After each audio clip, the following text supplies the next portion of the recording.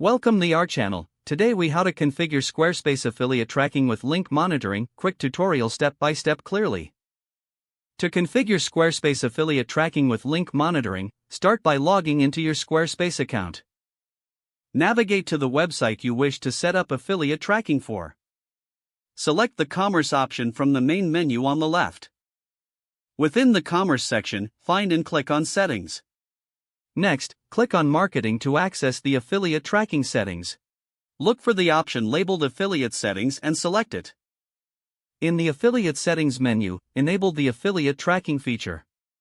Now, add your affiliate partners by clicking the Add Partner button. Fill in the required details, including the partner's name and tracking ID. Once you've added your partner, it's time to configure link monitoring. Go back to the main menu and select the Pages option. Choose the page where you want to insert the affiliate link. Click on the section where you want the link to appear and select Edit. Highlight the text you want to use as the affiliate link. Click on the link icon in the editing toolbar. In the URL field, input the affiliate link provided by your partner. Make sure to include your unique tracking ID at the end of the URL. Click on Apply to save the link settings. To monitor link clicks, navigate back to the Marketing section.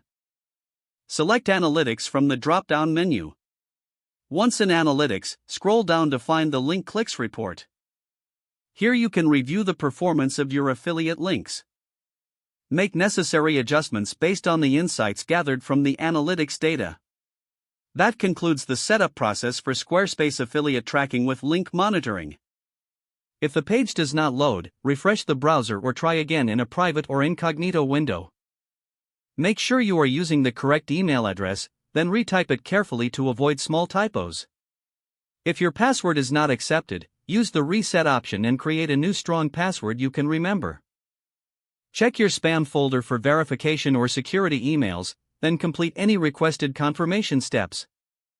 Enable two-factor authentication if available to improve account security and reduce unauthorized access risk. After signing in, review your profile details so your contact information and settings are accurate and current.